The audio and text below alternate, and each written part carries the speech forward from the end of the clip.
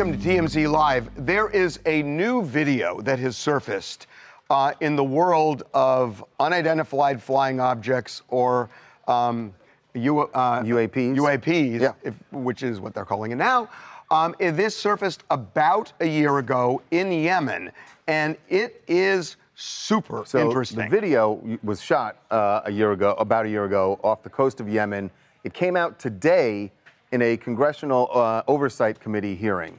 And Congressman Burleson actually posted this video so that everyone in public could see what they were talking about in committee. So what you're seeing, that object there is the UAP, and you're going to see come from the top of the screen a hellfire missile that strikes the UAP, but it keeps going. And it almost looks like there were pieces of whatever that UAP is that blew apart and then possibly came back together. But it's hard to know. The part that was confusing me, it also looked like the missile continued on, so maybe it wasn't a direct hit. I don't know. It looks to me like those pieces may have reassembled on whatever we're looking at, which to me is absolutely bizarre.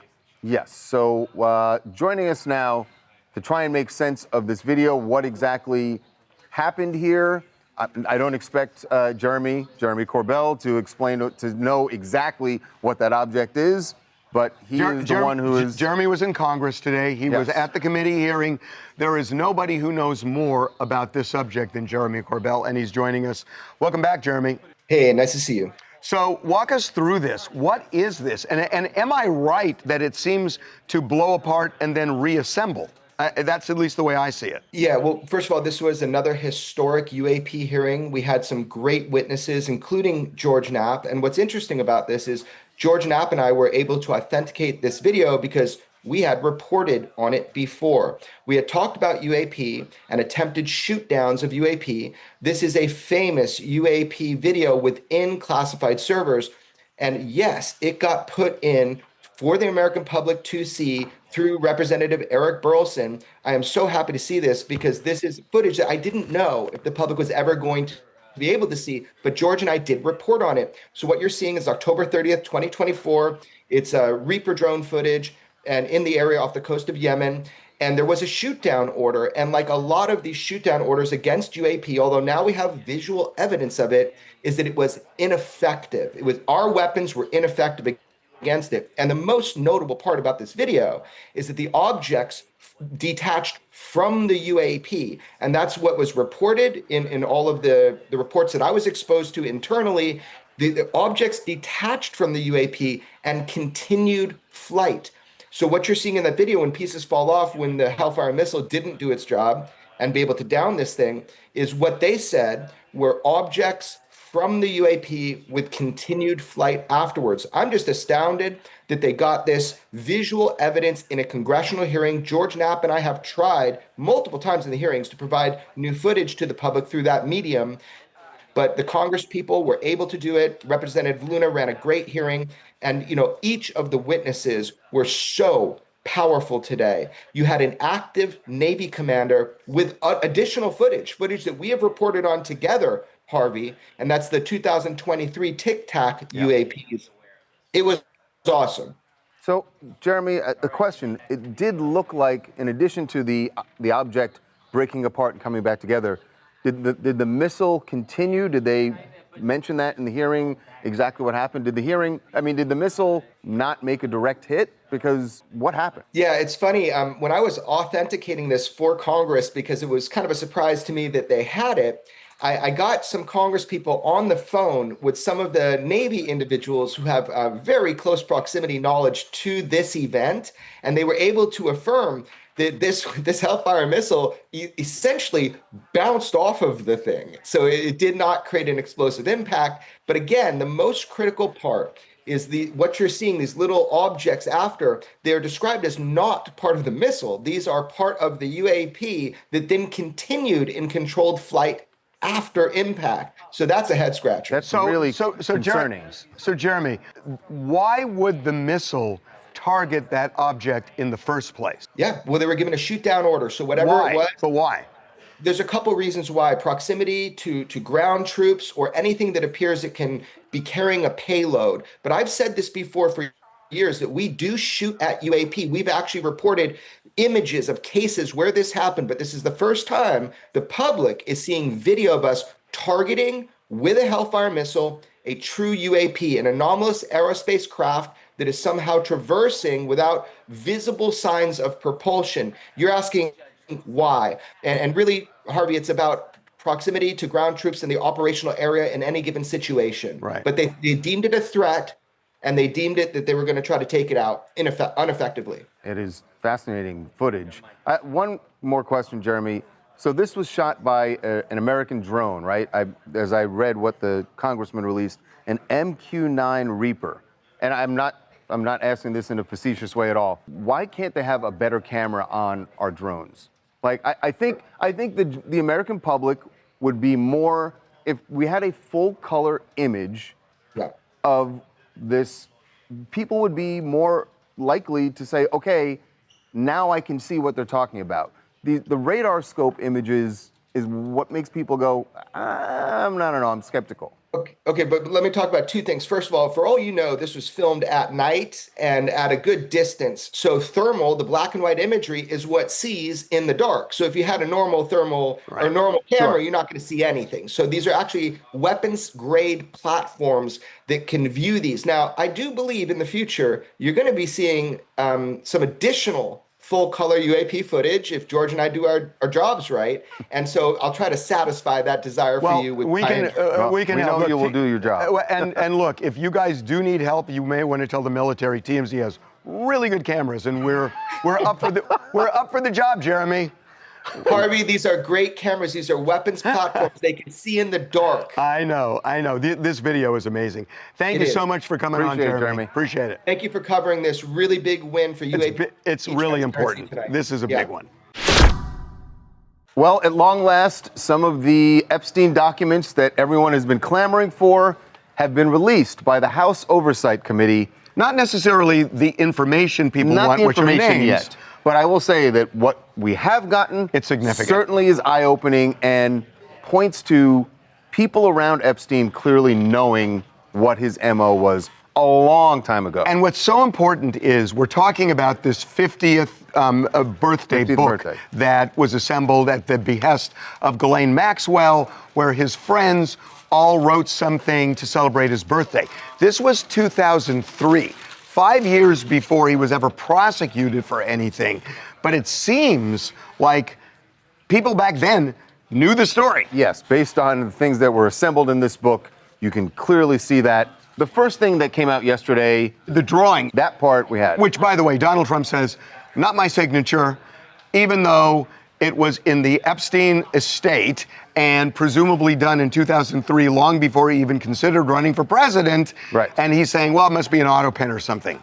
Why would the Epstein estate have an auto pen? Makes no sense. Anyway, so here's another drawing that was released. Our Standards and Practices has asked us to alter this picture because we cannot show you an image of a woman that presumably is performing a sex act on the person on the lounge chair. They've asked us to crop this image. And this one is beyond creepy when you really break it down. So on the left, 1983, which would have been when Jeffrey Epstein was 30 years old, you have a drawing of a man, presumably Epstein, handing balloons to 3 young girls. And then on the right, you have the 2003 image, again, presumably of Epstein, laying down at the beach with 4 women sort of servicing him, rubbing his feet, massaging him, and there's a plane flying over palm trees. So that seems to be the depiction of Epstein Island. Epstein Island. It's not just massaging him. This one right here is... Which we've censored is performing a sex act on him. Right. So this is... So what that again, really is showing... This was drawn in 2003. Well, 2003, but I think the 1983 is key also because what it's showing is he groomed these young these women. They're the same women just 20 years later. Yes. And that is Well, like that's you not, said, that's really right. interesting. It's not news that he was into this. What's news is that in everybody else knew 2003, it. everybody knew. Because remember, that drawing was done by one of his friends. We don't know Yes. whom, but it was And how assembled for his hilarious it birthday. was to his friend who drew the thing that back in 20 years earlier, Jeffrey Epstein was grooming young girls who he now brought, and you're seeing a depiction of a plane Epstein going to a Island. private island that he would then bring to his private island to service him. Now, there's another drawing that that was released by the House Select Committee and the Oversight Committee. So look at this. This is a check that. It's not a drawing. This one is a photo. Well, it's a photo, but then there's an inscription. attached note to this Right. photo. So the photo is it's a check for made out by Trump. $22,500 that Trump signed, and it's made out to Jeffrey Epstein. So that could be anything. It's at a golf club, it looks like. That could be Could anything. be he won a golf tournament. But look at the The inscription note there. from a friend says Jeffrey showing early talents with money and women sells, quote, fully depreciated blank, Somebody's name, presumably. someone's name, to Donald Trump for $22,500. So what the joke is, the joke is that he's supposedly selling a woman to Jeffrey Epstein. Hilarious. Or that Jeffrey Until you Epstein's selling consider that Donald we Trump know that Donald that Jeffrey Epstein traded in women and flew them there and provided all sorts of resources for them. You got to be fair on that check, because that was posed. It looks like at a golf course. It looks like the somebody check could won. be totally clean. It could be totally clean. And the person who That's wrote right. that note, I they am are curious clearly what he making was a joke, writing though. Jeffrey Epstein checks for. Jeffrey Epstein's not winning golf tournaments for money. I want to know what the check is for. Yeah, but you can't connect the dots. You can't connect that to any of the trafficking. But it is telling. Marie Matson from Bellingham, Washington. This looks like complicity disguised as locker room humor.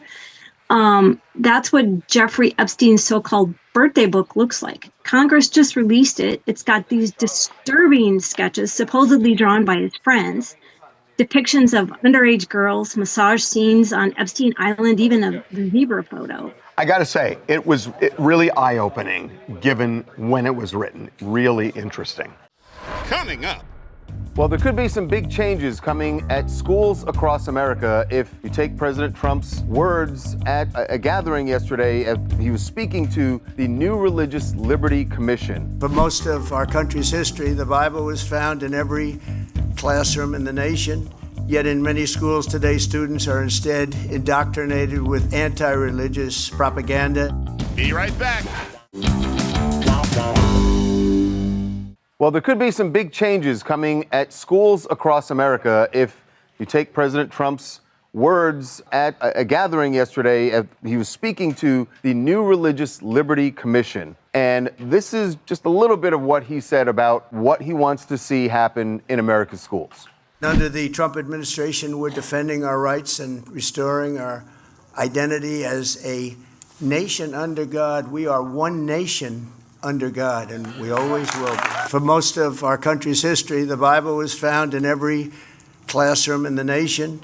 Yet in many schools today, students are instead indoctrinated with anti-religious propaganda, and some are even punished for their religious beliefs, and very, very strongly punished. It's ridiculous. I'm pleased to announce this morning that the Department of Education will soon issue new guidance protecting the right to prayer in our public schools, and it's total protection.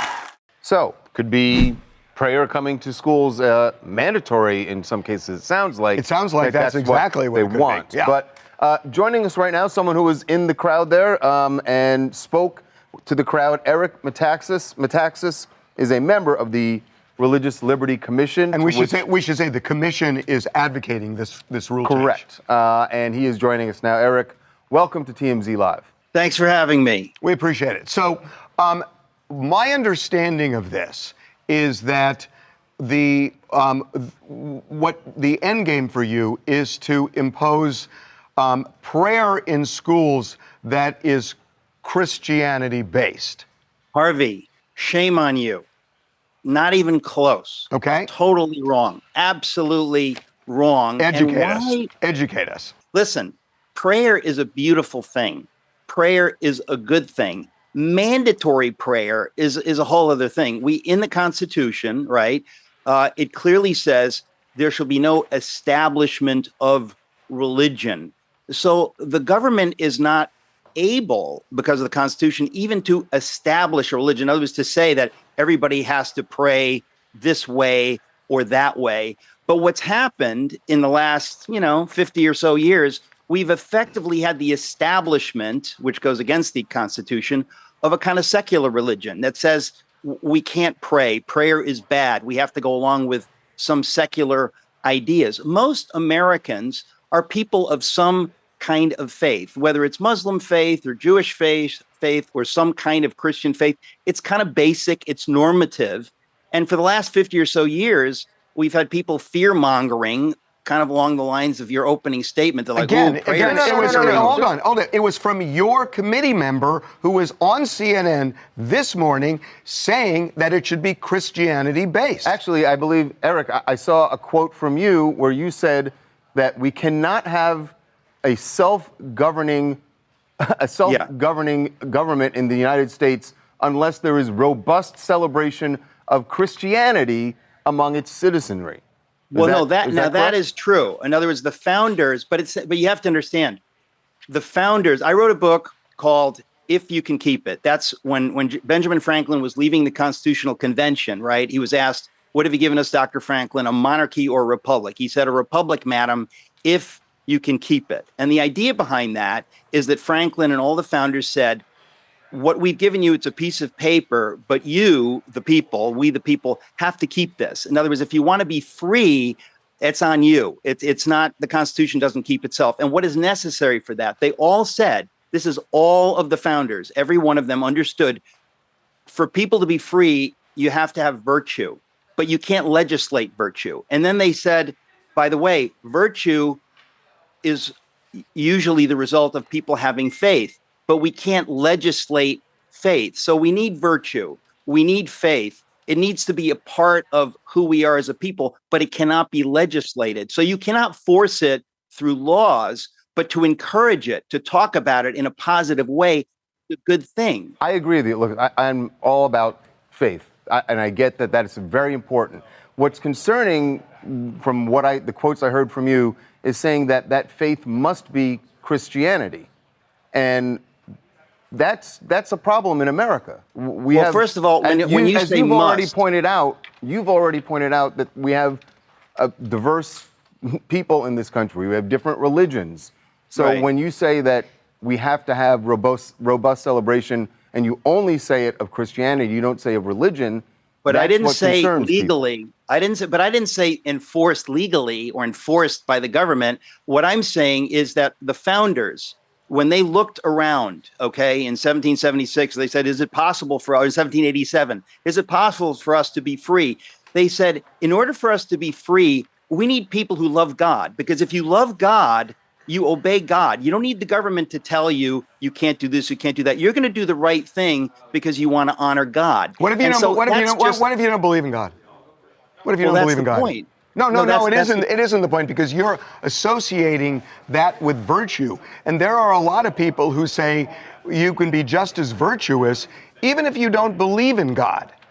I mean, you can be virtuous just to believe as a human being that you should be virtuous. But where do you get your morality from if you don't believe in God? Why can't you establish morality based on your own values rather than the faith of somebody else who imposes it on you? You're not answering my question. Yes, I am answering your question. Why can't it be something that you get from your family, from your friends, from yourself, from learning? Where do they get it from?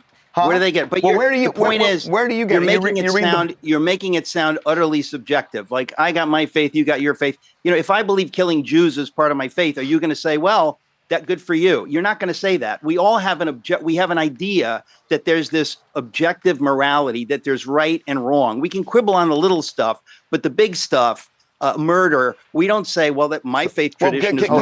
We don't say that. I know, but let me ask you something. If this happens, and schools, well, let's talk about what that is. That's what I'm saying. If you have prayer in school, would it be acceptable for a school to impose prayer and say, we will have a session of prayer and the prayer will be Christian-based, because it's not going to be school day. It's not going to be everything. It's not going to be, here's the Muslim prayer and here's the Jewish prayer and here's the Christian prayer. You know, you're not going to do that. So if we're going to impose Christian prayer in the school every day, is that your end game? Absolutely not. Certainly not my end game. I don't even know that I have an end game, but I guess my point is that I think most Christians, most devout Christians, of which I would hope to be, would not be for that the way you've phrased it. In other words, I think that the sensitivity to people of other faith would say we have to tread very carefully there. And I think that I don't know too many people who would disagree with that. In other words, I think that when if you're talking about prayer to the God of Abraham, Isaac, and Jacob, any Muslim, any Jew, any Christian would say that that's prayer to God. And all of the founders, again, I mean, Benjamin Franklin was not exactly a fire-breathing, born-again evangelical, but at the Constitutional Convention, he called for prayer. So we're talking about prayer that is not a divisive kind of prayer. So I think we can focus too much on the divisive part. And I think that I don't know anybody who is on board, as you put it, who has an end game to impose Christian prayer in public schools. I certainly would not be for that. The reason this commission was formed is because you have people all over this country who have actually been persecuted for the most benign expressions of faith, really persecuted by people that are incredibly hostile to faith. And I think that is wrong. That's un-American. Most Americans would disagree with that kind of persecution. This is not the Soviet Union where they throw you in jail for saying you're a Christian. This is America. And so that's really the whole point of the Religious Liberty Commission, not to impose anything. On the contrary. Okay. All right. We appreciate you coming on. Your points are taken. Thank you. I appreciate it. Thanks, Harvey. Thank you. Thanks again. Coming up. Breaking Bad star got arrested here in LA, but what he was arrested for is like the complete polar opposite of anything you saw him do on that show. What he was arrested for, though, is really unbelievable. Be right back. TMZ's got every freaking thing. Big celebs, big stories, big events. BB Rexa was looking hot on vacation. Look at the water, too. Did you just say, look at the water? I mean, I'll be honest, that is what I was looking at. TMZ. Breaking Bad star got arrested here in LA, but what he was arrested for is really unbelievable, at least as we have the facts at this point. We are talking about an actor named Raymond Cruz. He played Tuco Salamanca, very bad dude on Breaking Bad. What he was arrested for, though, is like the complete polar opposite of anything you saw him do on that show. He sprayed a woman with a car, hose. right? Well, I've actually got the story now. I just spoke. You spoke to Raymond. 10 minutes ago, I spoke to him. So here's what happened. He is washing his car yesterday on the street. He says a woman pulls up, and there's plenty of spaces you could park on that street. A woman pulls up and backs right up to where his car is, to a point where he can't wash the hood of his car. Right. And he asks her if she would move, he says, so that he could finish washing his car. According to him, she gets defiant and says, make me move. What are you going to do? Make me move. I'm not going to move. She's with another woman. By the way, this woman is in her 30s. And she's with her mother. Now they live in the neighborhood. I don't know whether it's with the mother. It was with another woman. Okay. And so he says, ma'am, please move your car. I can't wash it. Eventually, what happens is he tries to wedge in. Now, it's unclear to me, because I wasn't able to finish the conversation, whether he did spray her intentionally or whether just because he was so cramped he hit her. But she's like, this is an assault. You hit me with water. And she's the one who actually called the police. The police came out and arrested him for assault. Initially, we thought maybe this is a small girl. Just want to be clear. He did not strike her with the hose. No, he sprayed her. Allegedly sprayed water on her. He admits to me when we sprayed water. Yeah, but it's unclear to me whether it's intentional. But honestly, if she's acting like a jerk, if he's right, and he sprays her. I get it. You're not supposed to do it. But can I also but say, the cops are arresting you for this? Even if he wasn't, why are we getting police involved with somebody getting sprayed with water? Exactly. He spent half a day in jail. He got fingerprinted. They took his mug shot, and he sat in the can for half a day. And I'm told by somebody close to him that it wasn't a terrible situation. Apparently, the police were all very nice and thought it was cool to meet him. And apparently, some of the inmates were like, "Holy cow, it's Tuco." But I just don't. Why are police being involved? Well, why can't the police come out and say they shouldn't? This is water. Even if they get called out there and they got to talk to them. Do you know what like, Do you know what you got water on you? No, that's Dude, you shouldn't have done it. But do you know what the police are supposed to say in a situation like that? This is a civil matter. And if you want to file a lawsuit, file a lawsuit. They have discretion to do this all the time, and that should have been done here. Like the ultimate civil matter. Number one, he has not been charged. He's been arrested. If the city attorney gets involved, which would shock me, but if the city attorney does, I would bet a lot of money that what they will do is they have something called an office hearing, where they call both of them in, say, shouldn't have done it, don't do it again, and they leave and go off on their merry way. But if this gets, there's no way they're going to file this. Most likely you think this gets to the city attorney's office and they go, come on. They say, next. Are you kidding? Yeah, are you kidding that this is what we're doing? But I agree with you. But because we're saying that, now it's going to be the total opposite. I know. It's going to be the total opposite. I know. There's going to be a trial. It's going to be a whole thing. The rep also thinks it's going to it'll be fine. Well, the rep doesn't know. Well, the rep doesn't know, but the rep does know that he's got some projects going on right now, and he needs it to go away. Believe me, it's like, I did get arrested for spraying a garden hose at somebody. It's like, that doesn't sound really badge good of honor. in the cell block. And if he's right that she was acting like a jerk, even if she wasn't. Tommy from Pittsburgh, Pennsylvania. I absolutely think Cruz should have been arrested. What? Whether he, let's hear him out. Whether he intentionally sprayed her or not is the question, and I believe it is battery that he is being potentially charged with. No, you're right. You're absolutely right that it is under the law. Technically, it's an unwanted touching, and under the law, you're 100% right. That it would be battery. If I were standing next to you right now and I tapped you on your shoulder, that's a battery. That's an unwanted touching. Would you prosecute me for that? Well, I think we have to find out if he aimed the hose and Let's say he did. intentionally. Let's say he did. Take it to civil court if you want to. What are your damages? It's water. But it sets a precedent that you can go and do whatever you want to another person, and people need to be held accountable, whether he's a celebrity or not. If he did this, he should be held accountable. Last question. The police can only do so much. There are limited resources. Is this what you want from the cops? I think the best recourse is a civil action. This is an intentional tort, so they can go to civil court and file. What do you? I'm sensing a law background. Yeah, we're checking out the books on your. I'm sensing a law background there. Yes, sir. Like you said, I'm a lawyer. Coming up. There is yet another chapter in the Coldplay saga. I would call this a twist. Perhaps a twist. The Coldplay concert was in July. It's now September. If this was the case, why wouldn't you set the record straight? Yeah. Be right back.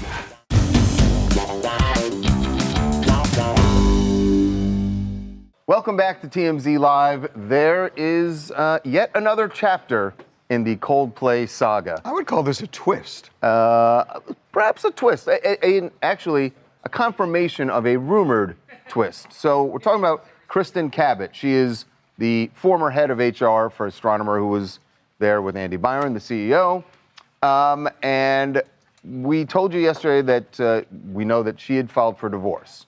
And we thought that was weird that she filed for divorce. But why would she file if she allegedly cheated? Right. Well, she didn't. Perhaps we're closer to an answer because her now estranged husband, who's also named Andy, although he goes by Andrew, Andrew Cabot, says that they were actually separated before the Coldplay concert and that they were amicably splitting. And so that means that Kristen wasn't actually cheating if what he's saying, if the timing all matches up. Now, and he says it. Correct me if I'm wrong. My understanding is that they had separated a couple of weeks before the Coldplay concert. Right. Is that right? Correct. Did I just say that? Yeah. Well, no, you said separated before. The 2 weeks. I said shortly before. Okay, good. The 2 weeks is relevant because the question is, how long was she dating Byron? How long was she seeing Byron? Well, and I'm not saying Mr. Cabot did not mention that. That's right. And I'm not saying that she was doing anything untoward, but it is kind of interesting because it doesn't look like this was their first rodeo. Well, and Charles and I were talking about this last night when they put this statement out. My whole question is, this happened the Coldplay concert was in July. It's now September. If this was the case, why wouldn't you set the record straight? Yeah. Like when at least it was all blowing up, why not you could tell everybody they could have that nipped this in the butt really quickly. The only thing I would say is that he wasn't a public figure, right? She suddenly was a public figure, and Andy Byron, they were both very much in the public, but Mr. Cabot was like, why do I want to insert myself in the middle of this? Well, but why maybe that's why I think he doesn't say it, but why wouldn't she say it? Why wouldn't she say it? Because everybody's saying, oh, Right. she was married with kids, he was married with kids, they're together, but she was already separated. Is it possible she was just focused on trying to save her job? Which And the job has nothing to do with whether or not she's married. The job is that he's the CEO, you're the head of HR. I think it helps. I think it helps you to save your job to say, I was already separated, and put it out there. But it's not about whether or not they were single. It's that they, in the company, should not have been dating.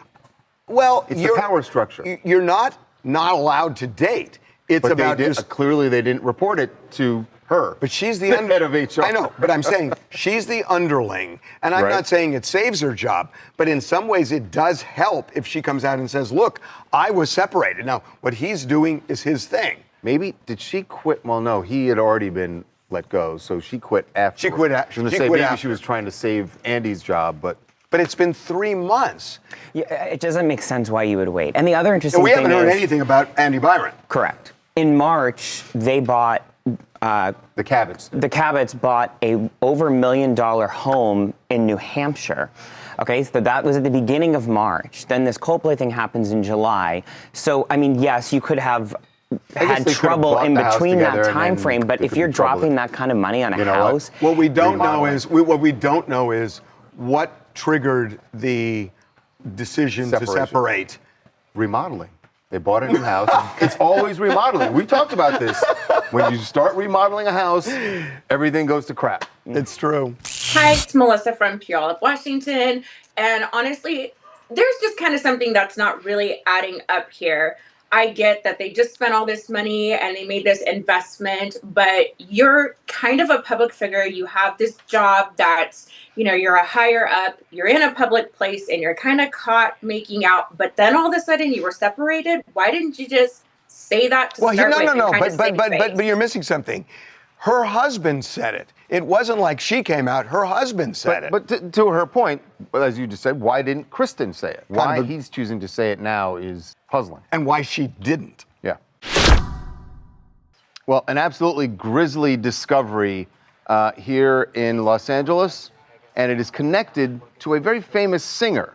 The grisly discovery is a chopped up body that was found in a Tesla.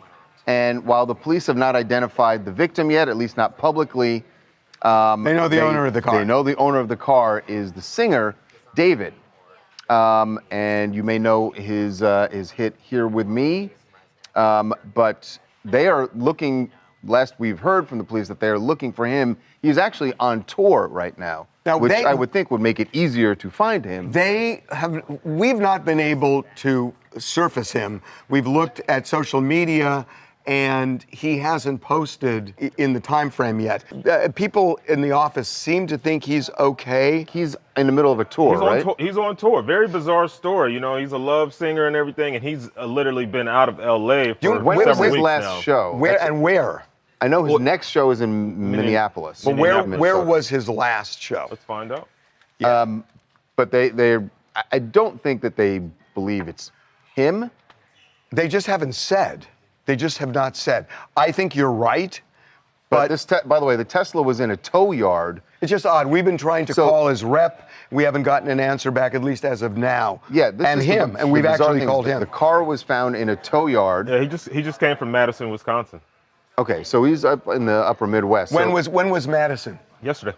Oh, it was yesterday. And he performed yesterday. Yeah. Well, if he performed, it wouldn't be him because they think the body was in the car for a couple of days. Exactly. Yeah. So he's okay. But obviously now they want to talk to him about how his car ended up in a tow yard. Who had the car and right? How right. There's a body in it. They think that the body has been there for several days. You think he'll dress it on stage? A smell that. We've been trying to get in touch with him all day, and we haven't been able to. We have. What's going on, guys? My name is Josh, and I'm tapping in with you guys today from Richmond, Virginia. My comment on this is that I really, really, really hope that this has nothing to do with David, because his music has found its way into our hearts and homes, and it's been really raw and authentic. But I've been sitting here thinking, like, is it too raw and authentic? Like, have you guys heard Romantic Homicide? But, it's too early to cast any judgment. All of this information is super, super new. But the real question is, like you guys said, why was his car in the impound in the first place? Yeah, and why is there a chopped up body in the back? Yeah. Coming up. Charlie Sheen has been everywhere, out there promoting his memoir and this Netflix documentary. Charlie is saying in the book that he's bisexual. So we talked to him about that and other things in his future when we got him in New York. Be right back.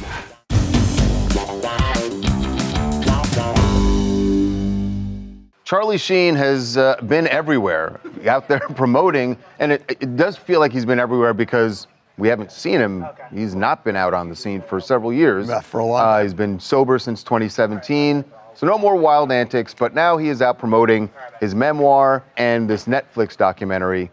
We got him in New York as he was leaving one of his promotional appearances. Now remember, one of the ways they're selling the book is to reveal that Charlie is saying in the book that he's bisexual and was for a long time, was closeted, feels relieved to be able to speak openly about it. So we talked to him about that and other things in his future when we got him in New York. Were you nervous about talking about sexuality? I know that you've been trending with that topic. Or did you feel like now is the perfect time to kind of throw out there? It feels better out there than it did in here. When you were doing this book, did you have to make any phone calls and say, hey, I'm going to be talking about this and you might be mentioned? Like, did you have to get permission from people that you were close to? It wasn't about getting permission, it was about giving people a heads up.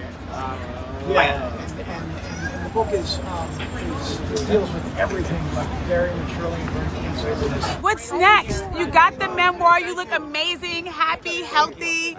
What can we expect going forward? Thank you.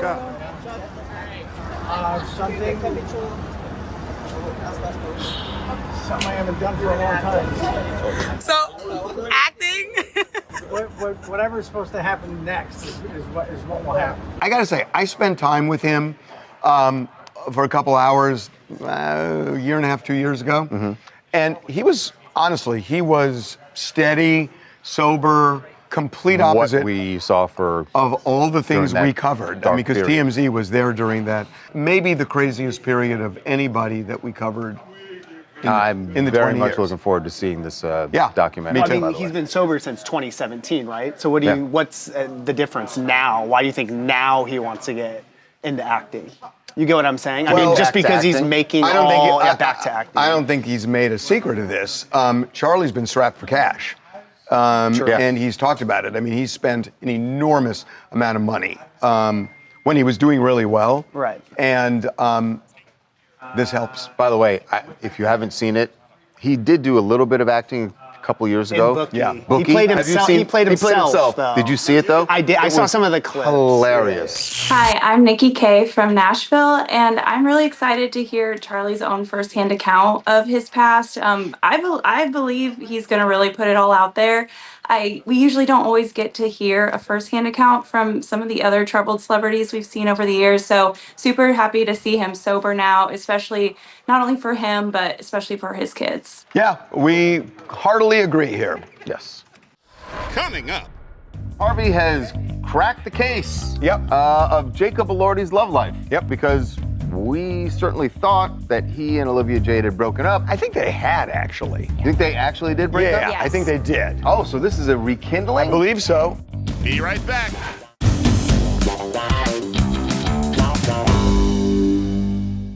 All right, Harvey has cracked the case of Jacob Elordi's love life. Yep.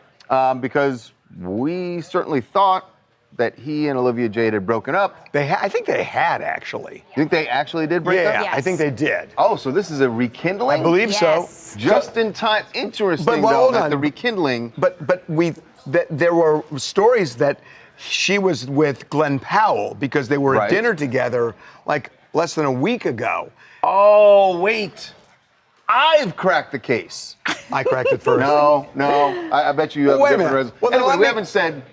They showed up together at the Toronto Film Festival for the premiere, where they had a screening of his movie Frankenstein. Their relationship has been very rocky over the years. They've been on and off. We've reported all the breakups, all the get-back-togethers over the past couple years.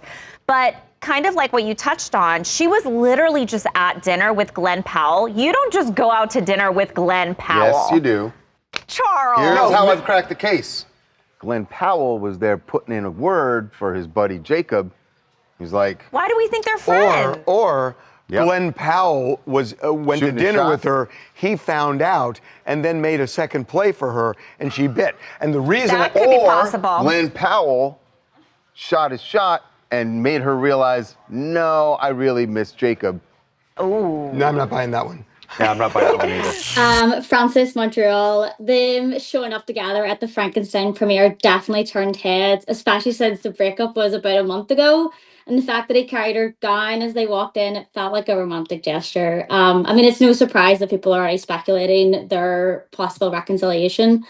I mean, whether they're back together or just really good friends, it definitely looked a bit romantic and definitely caused some rumors. You know, speaking of romantic, Frankenstein is such a romantic character that it is. No, I'm actually serious. Frankenstein, that's the whole point of Frankenstein. That's the whole point of it, yeah. That it is, you see emotion and sadness and happiness out of somebody where on the surface you think they're just a monster. And it's really a touching movie. Are we just giving Frankenstein a shout out right now? Touching novel, Mary Shelley. Yeah, Mary Shelley. A novel, and shout out to Boris Karloff. Coming up. Harry Styles had a kind of, I would think, intimidating meeting with the father of his, I don't know if we're calling her girlfriend. We are calling her girlfriend. Zoe Kravitz. Yeah. That would be one Lenny Kravitz. It's Lenny Kravitz, who is super cool. So it's not like, oh, what are you doing with my daughter? Be right back. Harry Styles had a kind of, I would think, intimidating meeting with the father of his, I don't know if we're calling her girlfriend. We are calling her girlfriend.